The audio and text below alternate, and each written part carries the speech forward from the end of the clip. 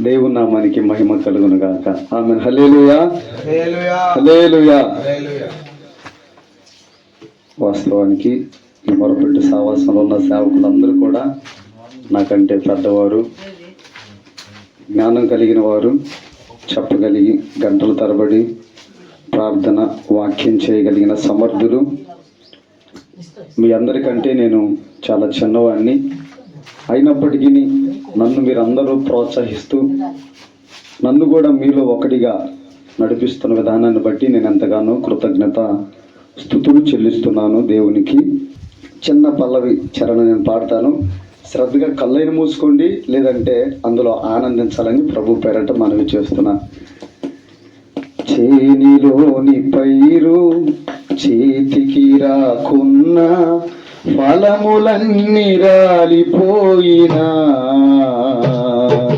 సిరి సంపదలన్నీ దూరమైపోయినా, నేను చలించనులే. చేనిలోని పైరు చేతికి రాకున్నా, ఫలములన్నీ రాలిపోయినా, సిరి సంపదలన్నీ దూరమైపోయినా, నేను చలించనులే. నిశ్చలమైన రాజ్యము కొరకే ఎల్లవేళలా నిన్నే ఆరాధింతును. నిశ్చలమైన రాజ్యము కొరకే ఎల్లవేళలా నిన్నే ఆరాధింతును. నా గీతారాధనలో యేసయ్యా నీ కృప ఆధారమే. నా వేదనలలో జనించని నీ కృపాధరణ. నా వేదనలలో జనించని నీ కృపాధరణ. నా గీతారాధనలో యేసయ్యా నీ కృపాధారమే.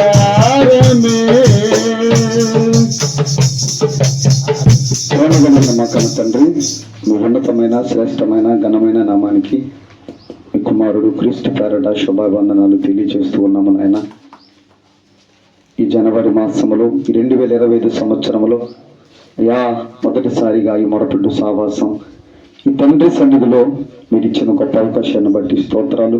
మమ్మల్ని ప్రేమతో ఆహ్వానించిన చిట్టుబాబాలను బట్టి, వారికి ఇచ్చిన బిడ్డలను బట్టి, అక్కగారిని బట్టి, సంఘ విశ్వాసాలను బట్టి స్తోత్రాలు. ఇదిగో నాయన సేవకులందరిని బట్టి నీకు స్తోత్రాలు చెల్లిస్తున్నాను.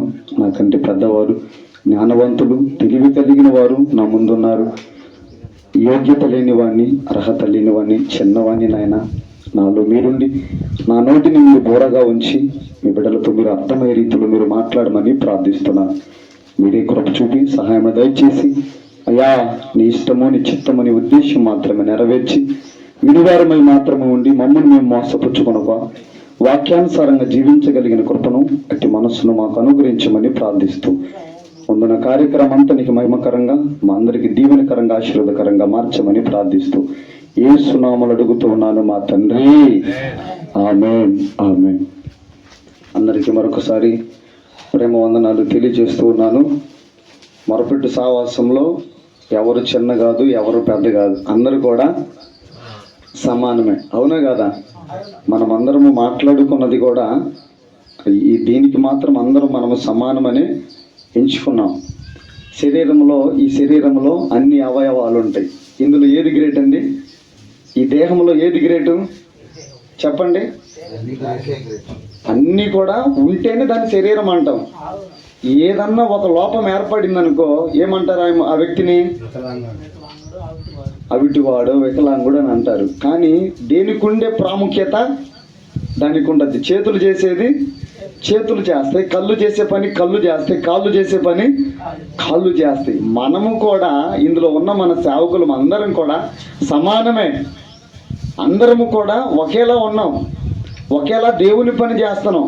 కాలు గొప్పనా, చెయ్యి గొప్పనా, కన్ను గొప్పనా అంటే సెట్ అవ్వదు. ఇక్కడ కళ్ళు ఉంటేనే ముందుకు నడవగలం, చేతులు ఉంటేనే మన పని మనం చేసుకోగలం, కాళ్ళు ఉంటేనే ఏ పనైనా నడుచుకుంటూ చేయగలం. ఇందులో ఏది గొప్ప అంటే కుడి చేయి గొప్ప, ఎడమ చేయి గొప్ప అంటే రెండు అవసరమే. కుడికాల ఎడమకాల అంటే రెండు అవసరమే.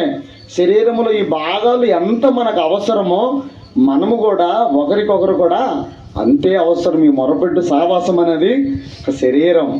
ఆమె హల్లెలూయా. ఆ శరీరము దేవుని కోసము మనం ఉపయోగించాలి. మంచిది. నేను అందరు నేను అడుగుతూ ఉన్నాను ఒక మంచి మాట, అబద్ధం చెప్పకుండా నాకు మీరు చెప్పాలి కూడా. సేవకులు కదా, అబద్ధం చెప్పకుండా చెప్పాలి.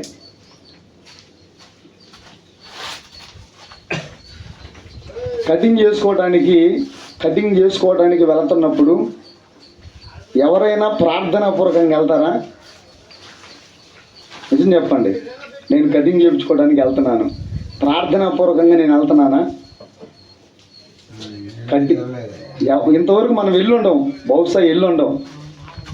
అయ్యగారు దేవుని స్తోత్రం. ఒక బుక్ చదివి నేను, భగత్ సింగ్ గారి దేవుని స్తోత్రం, దేవుడు మిమ్మల్ని దీవించును గాక. ఆయన గారు ఆ బుక్లో మాట్లాడుతున్నారు, ఒక గంట ప్రార్థన చేసుకొని కటింగ్ చేసుకోవడానికి వెళ్ళేవాడంట. ఎందుకయ్యా, దేనికయ్యానంటే కింద రాసి ఉంచాడు, నేను అనేక మంది బిడ్డల మీద చేతులుంచి ప్రార్థించినప్పుడు వారు దీవించబడతా ఉన్నారు, ఆశీర్వదించబడుతున్నారు.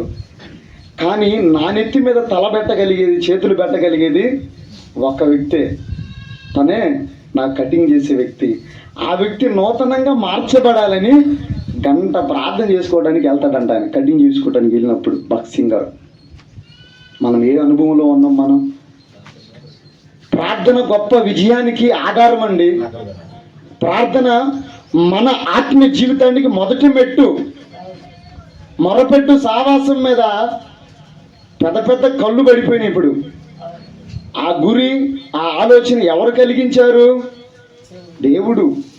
మనం అతిశయపడకూడదు, ఇంకా ప్రార్థనలో పోరాడేవారికి ఉండాలి. స్కూల్కి వెళ్ళే పిల్లవాళ్ళు చాలామంది వెళ్తారు. క్లాసులో ఇంచుమించు 40 మంది ఉన్నా, 50 మంది ఉన్నా అందరూ రోజు స్కూల్కి వెళ్తారు, రోజు బస్సు ఎక్కి ఇంటికి వస్తారు. వెళ్ళటం ఇక్కడ ప్రాముఖ్యత కాదు. ఆ ఎగ్జామ్ వచ్చినప్పుడు చివరిగా ఎవడైతే రిజల్ట్ కొట్టి నెంబర్ 1 ప్లేస్లో ఉంటాడో వాడు హైలైట్ అవుతాడు. వాక్యం చెప్పడం, పాటలు పాడటం ప్రాముఖ్యం కాదు. దేవుని దగ్గర పరిశుద్ధతగా బ్రతికి దేవుని లెక్కలో మనము నీతిమంతులుగా తీర్చబడడం హైలైట్ అండి. ఇక్కడ ఆలోచించండి ప్రియమైన దేవుని పిల్లారా. అవయవ దేహాలలో ఏది అవసరం అంటే అన్ని అవసరమే. సేవకుడు చిన్నవాడైనా పెద్దవాడైనా, పాట అయినా పద్యమైనా నువ్వు ప్రభుని మహిమపరచాలి. అది నువ్వు హైలైట్ చేయగలిగితే దేవుడు ఖచ్చితంగా మనల్ని దీవిస్తాడు, ఆశీర్వదిస్తాడు. ఈ 2025 సంవత్సరములో, ఈ నూతన సంవత్సరంలో మొదటి మాసములో ఈ మొరపెట్టు సావాసము బహుశా 2 కావచ్చు. దేవుడి పరిచర్యను దీవించునుగాక. మనమందరం వెళుతూ ఉన్నాం ఈ మార్గములో. మనమందరం ఒక మంచి రిజల్ట్ తీసుకొని దేవుని పరిచర్యలు ఇంకా బహుబలముగా వాడబడుదుముగాక. ఆమేన్. హల్లెలూయా. చూడండి ప్రియమైన దేవుని పిల్లారా, 2 తిమోతికి రాసిన పత్రిక, అపోస్తుడైన పౌలు గారు తిమోతికి రాసిన 2వ పత్రిక. మీరంటే నాకు బాగా ఇష్టం. బహుశా ఒక మేళ దేవుడు మనతో మాట్లాడుతూ ఉన్నా అవి దేవుని చిత్తమని ఎరిగే వారికి ఉండాలని ప్రభు పేరట మనవి చేస్తూ ఉన్నాను. అపోస్తుడైన పౌలు గారు తిమోతికి రాసిన 2వ పత్రిక 2వ అధ్యాయము 15వ వాక్యం. దేవుని ఎదుట యోగ్యునుగాను, సిగ్గుపడనక్కర్లేని పనివానిగాను, సత్యవాక్యమును సరిగా ఉపదేశించువానిగాను నిన్ను నీవే దేవునికి కనపరుచుకును జాగ్రత్త పడుము. దేని విషయంలో మనం జాగ్రత్త పడాలా? సేవకులమైన మనము దేవుని ఎదుట మొదట ఎలా ఉండాలంట? యోగ్యునిగా ఉండాలండి. అర్హత కలిగిన వారమై ఉండాలి. మనుషులు ఏముంది, ప్రేమిస్తారు, ద్వేషిస్తారు, నెట్టివేస్తారు, ఆదరిస్తారు, పిలుస్తారు, పంపిస్తారు. ఇది కాదు. మనుషులు కాదండి మనమే దేవుని ఎదుట యోగ్యునిగా ఉండాలంట. ఆ పరిస్థితిలోనికి, ఆ అనుభవంలోనికి, అతి సత్క్రియలోనికి మనం రావాలి. ఏ విధం చేత మనం ఉన్నాం? దేవుని ఎదుట యోగ్యులుగానే ఉంటున్నామా? మనుషులను సంతోషపెట్టడానికి సేవకులమైన మనము ఎవరినో ఆనందించడానికి, ఎవరినో పొగడటానికి, ఏదో చేయడానికి పని విషయమై మనం ముందుకు వెళ్ళటానికి వీల్లేదు. కానీ దేవుని ఎదుట మాత్రం మనం ఎలా ఉండాలంట? యోగ్యులుగా ఉండాలండి, అర్హత కలిగిన వారమై ఉండాలి. అట్టి పరిస్థితుల్లోనికి మనం రావాలి. మన జీవితం అలా ఉండాలి. దేవుని సేవకులుగా ఉన్నప్పుడు మనకు మనం యోగ్యులుగా ఉన్నామా లేదా? దేవుని ఎదుట మనం ఎలా ఉన్నాం? మన భక్తి ఎలా ఉంది? మనం చేసే విధానం, నడిచే విధానం, మాట తీరు, పద్ధతి. ఇప్పటికి కూడా కొంతమందికి మాట తీరు మారదు. అర్థమవుతా ఉన్న మాట తీరు మారదు. ఆలోచన చేయండి, ఎలా ఉంటున్నాం మనం? దేవుని ఎదుట యోగ్యునిగాను సిగ్గు పడనక్కరలేని పనివానిగా. చాలా మందికి సిగ్గు. దేవుని సేవ అంటే సిగ్గు. ఎందుకు సిగ్గు? ఎందుకు చిన్న చూపు? తప్పు వారిది కాదు, పక్కనున్న సేవకుల ద్వారా సిగ్గు ఏర్పడుతూ ఉంటుంది. ఆ మధ్య పొదుల నుంచి మా ప్రాంతానికి ఒక ఆయన వచ్చాడు, ఇంటింటి తిరుగుతున్నాడు. ఏందన్నా అంటే ప్రార్థన చేస్తానయ్యా అన్నాడు. నేను ఇంట్లోకి పిలిచాను. ఆ రకం తిరగమాక సేవకులకు వాల్యూ లేకుండా పడిపోతూ ఉంది, పద్ధతి లేకుండా అయిపోతూ ఉంది. కొంతమంది సేవకులేమో ఏమి తిన్నా లేకున్నా సేవ కోసం పరుగులు ఎత్తేవారు అనేక మంది ఉన్నారు.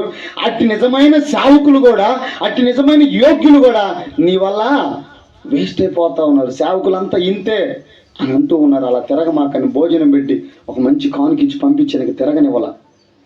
ఆలోచించండి ప్రియమైన దేవుని పిల్లరా, మనం ఎలా ఉండాలంటే సిగ్గు పడనక్కరలేని పనివారిగా ఉండాలి దేవుని పరిచర్యలో. అది ఏ పరిచర్య చేయడానికైనా. బహుశా మొరబిడ్డ సావాసంలో అందరూ తగ్గించుకునేవారు. అందును బట్టి నేను ఎంతగానో దేవుని స్తుతిస్తూ ఉన్నాను. మనం ఏ ప్రాంతానికి వెళ్ళినా, ఎక్కడికి వెళ్ళినా కూడా సిగ్గు పడనక్కరలేని పనివానిగా ఉండాలి. పరిచర్య అయినా, పాట అయినా, ప్రార్థన అయినా, ఏదైనా కూడా మనము సిగ్గు పడకుండా పనిచేసే వారికి ఉండాలి. అదేవిధంగా ఎలా ఉండాలంటే చిన్నగా మాట చదవండి. సత్యవాక్యాన్ని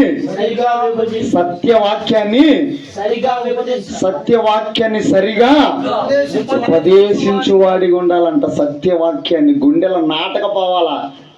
విశ్వాసులు వింటున్నప్పుడు నిజమైన వాక్యాన్ని ప్రకటించాలా. పొగడతలు అవసరం లేదు మనకిక, మెప్పులు అవసరం లేదు మనకిక. వస్తే ఒకరు అవుతారు, ఇద్దరు అవుతారు, పోతే 100 మంది పోయినా నష్టం లేదు. విశాల మార్గమునకు పోవారు అనేకులు, విరుకైన మార్గమునకు వచ్చేవారు కొందరే. చాలు. జాగ్రత్తగా, పరిశుద్ధతగా, యోగ్యునిగా, సిగ్గుపడనక్కర్లేని పనివారికి కొద్ది మంది ఉన్నా చాలండి. పెద్ద ఆర్భాటం వేసుకొని, రంగులు వేసుకొని వైభవంగా 100 మంది 1000 మంది ఉన్న ఉపయోగం లేదు. ఎలా ఉండాలంటే సత్యవాక్యాన్ని సరిచేస్తూ, సరిగా విభజిస్తూ, అందులో నిజంగా నడిపించే వారికి మనం ఉండగలిగితే దేవుడు మనల్ని ఎంతో దీవిస్తాడు, ఆశీర్వదిస్తాడు. ప్రియమైన సేవకులారా, మనం ఆలోచిద్దాం. మన పరిచర్య ఎలా ఉంటుంది? మనం దేవుని ఎదుట యోగ్యులుగా ఉంటున్నామా? సత్యవాక్యాన్ని సరిగా ఉపదేశిస్తున్నామా? సిగ్గుపడనక్కర్లేని పనివారిగా ఉంటున్నామా? లేదు. జాగ్రత్తగా మనం చూసుకోవాలి, జాగ్రత్తగా చూసుకోవాలి. మరొక మాట చూడండి. హెబ్రీ పత్రిక 12వ అధ్యాయము 4వ వాక్యం. మీరు పాపముతో పోరాడుటలో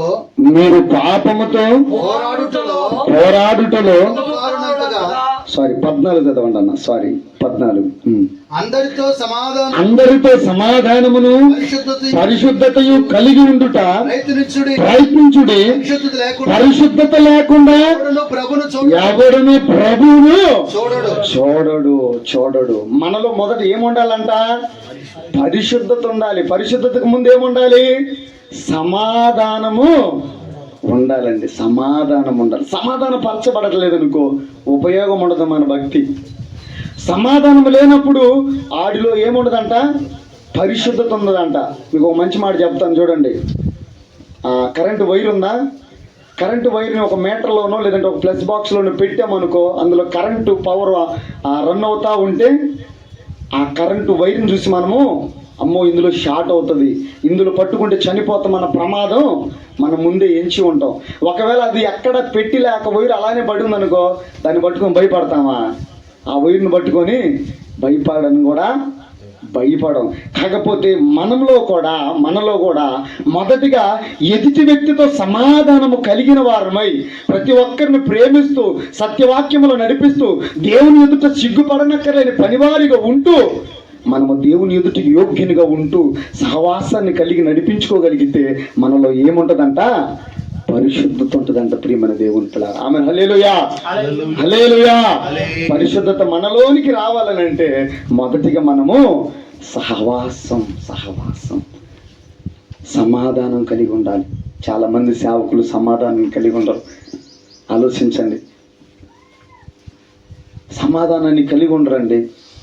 నేను జీ సమయాలన్న అక్కడ సెంటర్లో చాలా మంది సేవకులకు మేము వందనాలు చెప్తా ఉంటే ఆ యూనియన్ నుంచి మేము పక్క వచ్చాం కదా, ఎవరు వందనాలు కూడా మాకు చెప్పట్లా.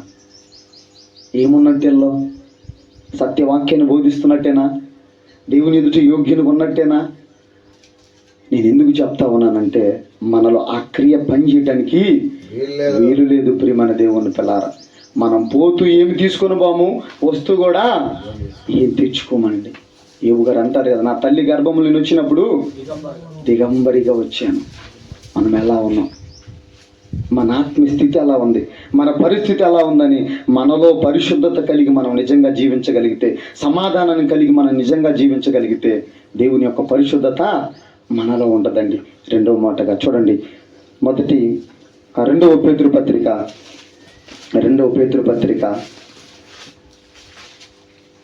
1వ అధ్యాయం 5వ వాక్యం.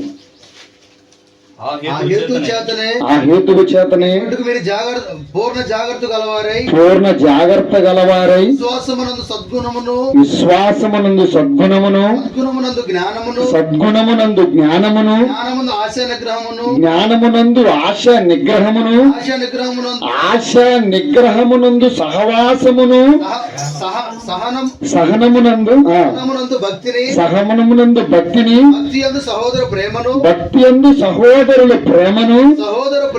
సహోదరుల ప్రేమయందు దయను అమర్చుకొనుడి. ఒకదానికొకటి ఎంత పొంతనగా మాట్లాడుతున్నాడండి పేతురు గారు. ఈ సత్క్రియలన్నీ మనలో ఉన్నాయా?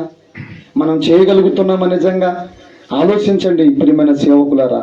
ఆ హేతువు చేత మీ మట్టుకు మీరే జాగ్రత్త గలవారై మీ విశ్వాసమందు సద్గుణమునందు జ్ఞానమునందు ఆశా నిగ్రహమునందు సహనమును భక్తి యందు సహోదరుల ప్రేమను దయను అమర్చుకోవాలి. మనం వీటన్నిటిని మనం నిజంగా అమర్చుకోవాలండి. సహోదరులు ప్రేమ కలిగి ఉంటున్నామా? ఇప్పుడు నేను పాఠంలోనికి వెళుతున్నాను. ఇదంతా చెప్పింది కూడా ఇంట్రడక్షన్ వరకే. పాఠంలోనికి వెళుతున్నాను. ప్రేమ ఈ 2025వ సంవత్సరంలో మొదటి మాసంలో మొరపెట్టు సావాసం సేవకులందరికీ నా దేవుడు ప్రేమను అనుగ్రహించునుగాక, శత్రువు సహితము ప్రేమించునుగాక. ఈ మొరపెట్టు సావాసం సేవకులు ఎవరికి శత్రులై ఉండకూడదు. ఈ సేవకులు ఎవరు కూడా శత్రులై ఉండటానికి వీలు లేదు. ఆమె హల్లెలూయా, హల్లెలూయా. ఒక మనిషిని ప్రేమిస్తే నిజంగా కడుపులో ఉన్నదని తీసి పెడతాం. ఎంత వ్యక్తి అయినా ఆ వ్యక్తి మధ్య సావాసం కుదరాలి అని అంటే ప్రేమ చాలా అవసరం. ఇద్దరు వ్యక్తుల మధ్య ప్రేమ అనేది 2 అక్షరాలే, కానీ ఇద్దరు వ్యక్తుల మధ్య జీవితాన్ని నడిపించేదండి. ఆమె హల్లెలూయా, హల్లెలూయా. ప్రేమలో చాలా మంది విఫలమవుతారు, ప్రేమలో చాలా మంది ఫెయిల్ అవుతారు, ప్రేమలో చాలా మంది నాశనం అయిపోతారు, ప్రేమలో చాలా మంది ప్రాణాలను తీసుకుంటారండి. ప్రేమ ఎంత గొప్పదంటే లేమిలోను, కష్టములోను, బాధలోను, ఇబ్బందులోను, ఇరుకులోను లేవనెత్తేది ప్రేమ.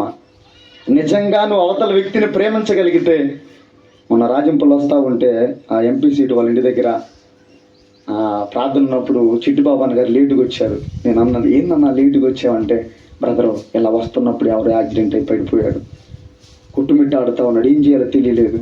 ఎమ్మటి అంబులెన్స్ ఫోన్ చేశాను, అంబులెన్స్ వచ్చింది, ఎక్కించాను, పంపించాను, నేను ప్రశాంతంగా వచ్చాను. ఆమె హల్లెలూయా. క్రీస్తు ప్రేమ మనలో ఉంటే నిజంగా సత్క్రియలు చేయడానికి ఇష్టపడతా ఉంటాం. ఆ ప్రేమ లేదనుక పోతే పోయిలే, చనిపోయాను మనకెందుకులే, వెళ్ళిపోదామని ఆలోచిస్తూ ఉంటారు. క్రీస్తు ప్రేమను మనలో దాచుకోవాలండి. ఏ వ్యక్తితోనైనా సమాధానము కలిగి ప్రేమను కలిగి మనం ముందుకు వెళ్తా ఉంటే ఎంతటి వాడైనా మనం వెనక పడాల్సిందే. ఆమె హల్లెలూయా, హల్లెలూయా. ప్రేమలో పిచ్చులైపోయిన వాళ్ళు చాలా మంది ఉంటారు. ప్రేమలో ఫెయిలైన వాళ్ళు చాలామంది ఉంటారు, ప్రేమలో గొప్పగా ఎదిగిన వాళ్ళు చాలామంది ఉంటారు. మనం ఏ స్థితిలో ఉన్నాం చూడండి. యోహాను పత్రిక, మొదటి యోహాను పత్రిక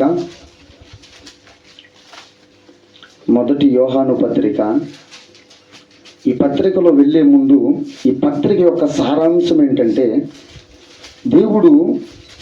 తండ్రి అయిన దేవుడు తనను ప్రేమించే వారందరినీ తన కుమారుని సహవాసము కలిగి ఉండాలని, సహవాసాన్ని ప్రోత్సహించబడాలని, అబద్ధ బోధకుల విషయమై అప్రమత్తంగా ఉండాలని హెచ్చరిస్తూ ఈ యోహాను పత్రిక రాయడం జరిగింది.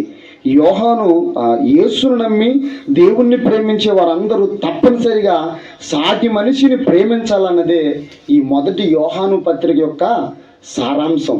ఇందులో ఎక్కువగా రాయబడిన అంశాలు ఏంటంటే, వెలుగు మరియు చీకటి, దేవుని పిల్లలు మరియు అపవాది పిల్లలు, సత్యము మరియు అసత్యము, ప్రేమకున్న కర్తవ్యము, విజయవంతమైన విశ్వాసము అనే ఈ మొదటి యోహాను పత్రికలో అన్ని కూడా పొందుపరచబడ్డాయి. చూడండి, యోహాను రాసిన మొదటి పత్రిక 4వ అధ్యాయం 8వ వాక్యం.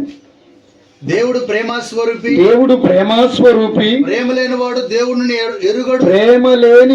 దేవుణ్ణి ఎరుగడు. ఇప్పుడు సేవకులకి చాలా మంది ప్రేమ ఉన్నట్ల, వాళ్ళు ఎవరిని ఎరగనట్టు? నిజం చెప్పాలి, మీరు దేవుణ్ణి ఎరగను అంతే కదా, ఉన్నది ఉన్నట్టు మాట్లాడు ఎందుకు, అవునా కదా? దేవుని ప్రేమ లేనివాడు ఎవరిని ఎరగనంట? దేవుణ్ణి ఎరగడండి, అంతే కది. నేను సేవకునని చెప్పుకోవటం, నేను అధికారిని చెప్పుకోవటం, నేను ఆత్మీయునని చెప్పుకోవటం, నేను విశ్వాసనని చెప్పుకోవటం విషయంలో మొదటిగా మనం ఎలా ఉండాలి? ప్రేమను కలిగి ఉండాలి. మరొకన పాట రాశారు, దేవుడు ప్రేమ స్వరూపి, ప్రేమ లేనివాడు దేవుని ఎరుగడు. ఎంత చక్కగా రాశాడు. ఆలోచించండి. దేవుడు తనకిచ్చిన తలాంతును బట్టి దేవునికి స్తోత్రములు చెల్లిస్తున్నాం. ఆమేన్. హల్లెలూయా, హల్లెలూయా. కింద చదవండి అన్న. మనము ఆయన ఆయన ద్వారా జీవించినట్లు దేవుడు తన అద్వితీయ కుమారుని లోకములోనికి పంపెను. దీని వలన దేవుడు మన యందు ఉంచిన ప్రేమ ప్రత్యక్షపరచబడెను. మనము దేవుని ప్రేమించుతున్నామన్నది కాదు, తానే మనలను ప్రేమించుచున్నాడని మన పాపములకు ప్రాయశ్చిత్తము అయ్యుండుటకు తన కుమారుని పంపెను. ఆమేన్. హల్లెలూయా. ఇందులో ప్రేమ ఉన్నది. ఆమేన్. హల్లెలూయా, హల్లెలూయా. మనము దేవుణ్ణి ప్రేమించడం గొప్ప కాదు, దేవుడే మనలను ప్రేమించడం గొప్ప. అవును కదా? దర్శి రీజన్ ప్రెసిడెంట్ గారిని మనం ప్రేమించడం గొప్ప కాదు, ఆయన మనల్ని ప్రేమించడం గొప్ప. ఎంతో మంది సేవకులతో ఆయన తిరిగి ఉంటాడు, పెద్ద పెద్దలతో తిరిగి ఉంటాడు, ఒంగోలు, చెన్నై, విజయవాడ, ఎన్నెన్నో పట్టణాలు. అలాంటి ఆయన కన్ను కూడా మరపెట్టి సావాసం మీద పట్టడం గొప్ప కాదా? మనం ప్రేమించడం ఏముంది? అయ్యగారు వందనాలంట, రండి టీ టిఫిన్ అంటే, అది కాదండి. ఆయన మనలను ప్రేమించడం గొప్ప. ఒకప్పుడు మనం పాపంలో ఉన్నాం, సేవకులుగా లేనప్పుడు లోకంలో ఉన్నాం. అయితే దేవుడు ప్రేమించి మన కోసము తన కుమారుని లోకానికి పంపించాడు. మన పాపముల నిమిత్తము ఆయన కలువరి శిలువలో మరణించాడండి. అది ప్రేమ, అది గొప్పండి. ఆయనే తన కుమారుని మన కోసము పంపించి మన కోసము బలియాగముగా మార్చబడితే మనం ఏం చేయగలుగుతున్నాం? దేవుని సేవకులైన మనము దేవుని ప్రేమను చూపించగలుగుతున్నామా? ప్రేమ లేకపోతే దేవుణ్ణి ప్రేమించినట్టంట. మన హృదయములో, మన మనసులో, మనలో ప్రేమ లేకపోతే ఎదుటి వారిని ప్రేమించినట్టంట. మరి నువ్వు ప్రేమిస్తున్నావని చెప్పటము అబద్ధమా కాదా? చాలా మంది అంటారు, అన్నా నువ్వంటే నాకు చాలా ఇష్టం అన్న, నువ్వంటే నాకు చాలా అభిమానం అన్న. పక్కకి వెళ్ళిపోగానే దొంగ మగవాడు, మారు మనిషే లేదు, మొన్న చేస్తానని చేయలేదు అనేవారు చాలా మంది ఉన్నారు. అయ్యో మీరు అన్నారులే, చెప్తున్నాను, సేవకుల విషయాలు చెప్తున్నాను, అవునా కాదా? చాలా మంది ఉన్నారు. మరి వాళ్ళ దేవుని ప్రేమ ఉందా? ఆలోచించండి. అది కాదండి, అది కాదు. మనము దేవుని ప్రేమను కలిగిన వారమై ఉండాలి. చూడండి, యోహాను సువార్తమానం మీ అందరికి తెలిసిన మాటలు, అయ్యే కొత్త ఏం కాదు. మీరు అందరూ ఎప్పుడు 100 సార్లు బోధించి ఉంటారు ఈ మాటలన్నీ కూడా. యోహాను సువార్తమానం 3వ అధ్యాయం 16వ వాక్యం. దేవుడు లోకమును ఎంతో ప్రేమించెను కాగా ఆయన తన అద్వితీయ కుమారునిగా పుట్టిన వాని యందు విశ్వసించు ప్రతి వాడును నశింపక నిత్య జీవము పొందినట్టు ఆయనను అనుగ్రహించెను. లోకము తన కుమారుని ద్వారా రక్షణ పొందుటకే గాని లోకము తీర్పు తీర్చుటకు దేవుడు ఆయన లోకమునకు పంపలేదు. ఆమె హల్లెలూయా, హల్లెలూయా. సావుకులు కూడా అప్పుడప్పుడు చాలా మంది అంటారు, అన్న ఆయన ఏంటి దీవించబడుతున్నాడు, ఏం దేవుడు నన్ను పట్టించుకోవట్లేదు, దేవుడు నన్నేం పట్టించుకోవట్లేదు, ఎంత ప్రార్థన చేస్తుంటే నేను ఇంకా రేపులోనే ఉన్నాను, నేను ఇంకా చిన్నది వేసుకుని ఉన్నా. అది ఏందన్నా, మనం తీర్పు తీరుస్తామా దేవునికి? ఏమంటే అవునా కదా, మనము తీర్పు తీర్చేవారిగా ఉండటానికి లేదు. ప్రియమైన దేవుని పిల్ల, దేవుడు లోకాన్ని ఎంతో ప్రేమించాడంట. లోకమనగా మనమే, అవునా కదా, లోకమనగా మనమే. లోకములో పాపము, అక్రమము, ఇక చెప్పుకోవాలంటే చాలా ఉన్నాయండి. ఆ స్థితిలో నుంచి మనం వచ్చిన మనము నిజంగా క్రీస్తు ప్రేమను క్రియల్లో చూపించగలుగుతున్నామా లేదా? ఆ క్రీస్తు ప్రేమను మన సత్క్రియల ద్వారా మనం చాటి చెప్తున్నామా లేదా? వాక్యం చెప్పటం, పాట పాడటమే గొప్ప అనుకుంటే ఈ పాటికి ప్రపంచం అంతా సేవకులు అయిపోయేవాళ్ళు. అది కాదు. ఎందుకునంటే నిజంగా దేవుని ఎదుట మనము యోగ్యునుగా ఉండాలి. ఆ మాట కోసం, ఆ అర్హత కోసం కొట్టుమిట్టాడాలండి.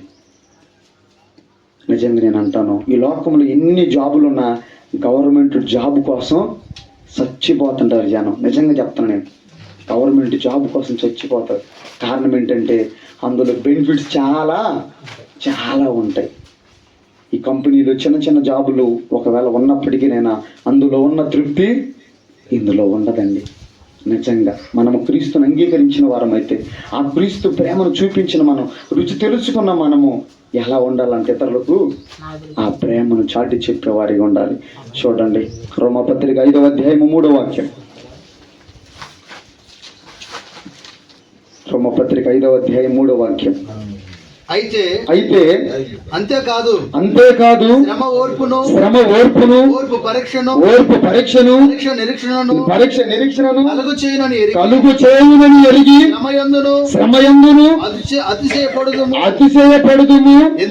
ఎందుకనగా ఈ నిరీక్షణ మనలను సిగ్గుపరచనియదు, మనకు అనుగ్రహించబడిన పరిశుద్ధాత్మను ద్వారా దేవుని ప్రేమ మన హృదయములో కుమ్మరించబడి ఉన్నది. ఆమేన్, హల్లెలూయా, హల్లెలూయా. శ్రమలు, ఓర్పులు ఇవన్నీ కూడా ఒక పరీక్ష లాగానే మనకి ఉండిపోతాయి. సేవకులమైన మనము అధైర్యపడవలసిన అవసరత లేదు. శ్రమ ఓర్పు పరీక్ష నిరీక్షణను కలుగు చేసి శ్రమల యందు మనం ఎలా ఉండాలంట? అతిశయపడాలి. శ్రమల యందు మనం అతిశయపడాలి. నిజానికి సేవకులకే ఎన్నో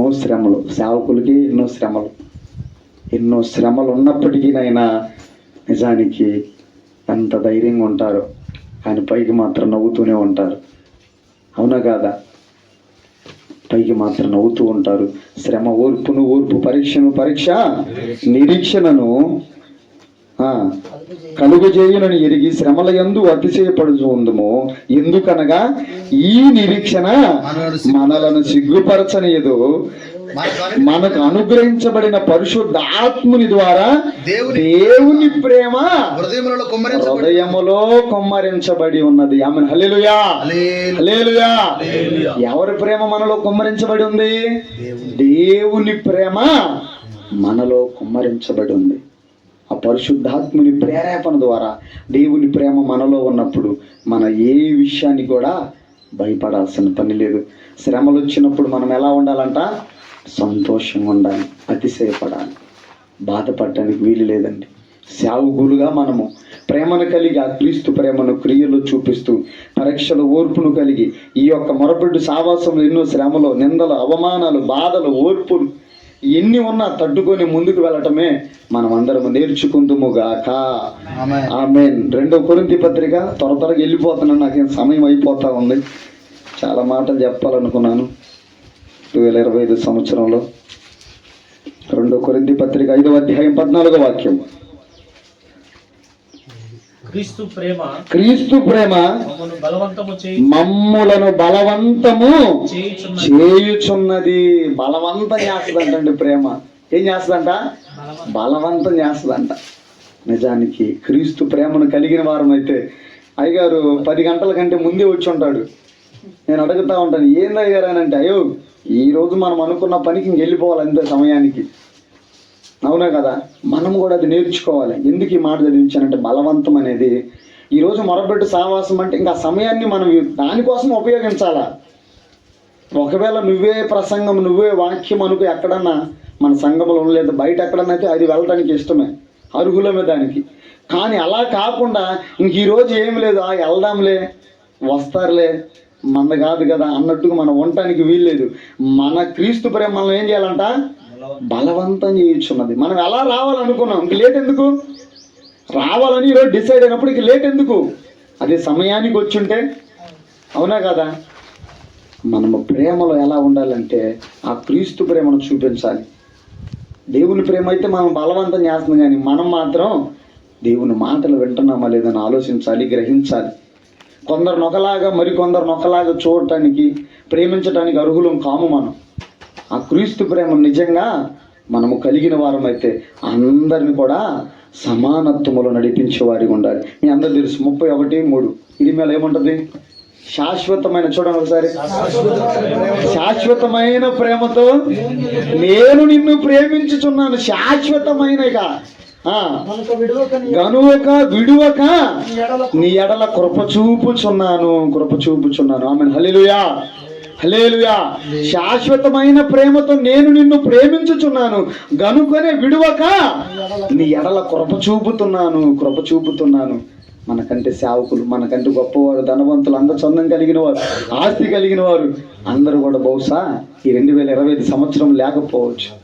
సేవకులు కూడా చాలా మంది చనిపోయారు. మనం విన్నాం, వెళ్ళాం, మట్టేసాం, చేసాం, ప్రార్థన చేసాం. అవునా కాదా?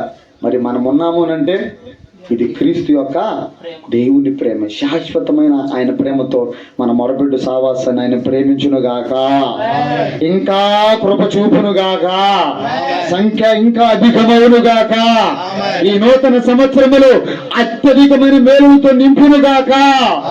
1 కొరింథీ పత్రిక 1 కొరింథీ పత్రిక 13వ అధ్యాయము 4వ వాక్యము నుంచి 8వ వాక్యం వరకు చదవండి. ప్రేమ దీర్ఘకాలం సహించును, దయ చూపించును, ప్రేమ మత్సరపడదు, ప్రేమ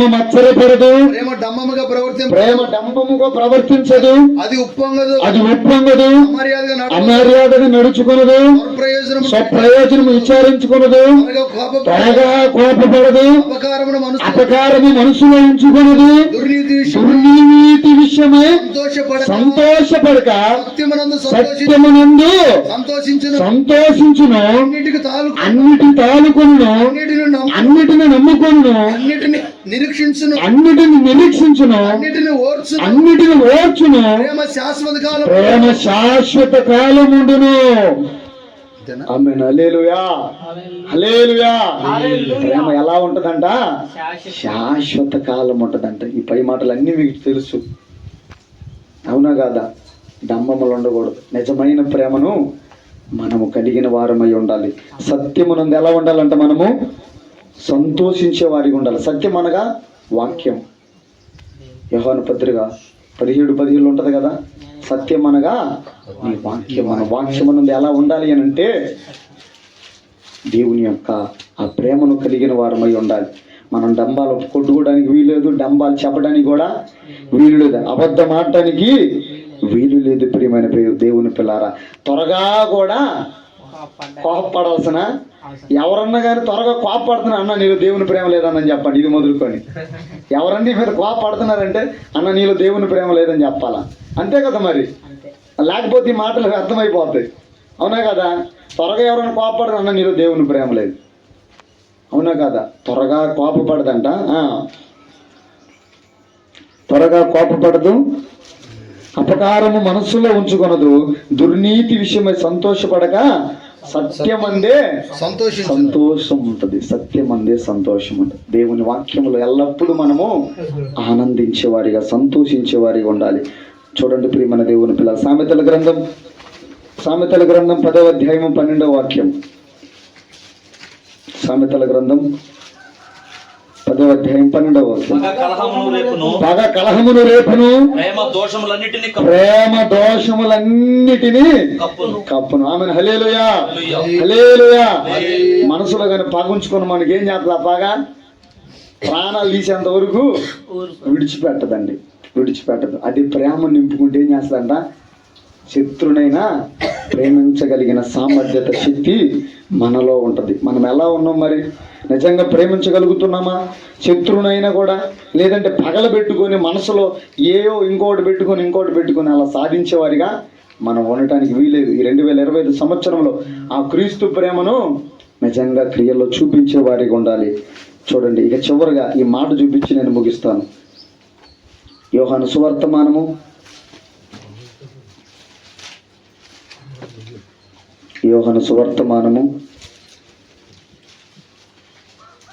15వ అధ్యాయము 7వ వాక్యం. నా యందు మీరును యందు నా మాటలను నిలిచి ఉన్న ఎడల మీకు ఏది ఇష్టమో అడుగుడి, అది మీకు అనుగ్రహించబడును. మీరు బహుగా ఫలించుట వలన నా తండ్రి మహిమ పరచబడును. ఇందువలన మీరు నా శిశువులగుదురు. తండ్రి నన్ను ఎలాగూ ప్రేమించును, నేను మిమ్మల్ని అలాగునే ప్రేమించి తిని నా ప్రేమ యందు నిలిచి ఉండుడి. మనం ఎవరి యందు నిలిచి ఉండాలా? క్రీస్తు యొక్క ప్రేమ యందు నిలిచి ఉండాలి. మనకి ఏది అవసరమో, ఏది ఇష్టమో ఊరకు అడిగేయటం కాదు. అడగాలంటే అర్హత ఉండాలి, అడగాలంటే యోగ్యునిగా ఉండాలి, అడగాలంటే సత్యవాక్యాన్ని సరిగా ఉపదేశించే వారిగా ఉండాలి, అడగాలంటే నిజంగా ఆ క్రీస్తు ప్రేమను మనలో ఉండాలి. అలా మనము ప్రేమ కలిగి ఉన్నప్పుడు మనకి ఏది ఇష్టమో నిజంగా మనం అడగగలిగితే దేవుడు అది మనకు అనుగ్రహించునుగాక. ఆమేన్.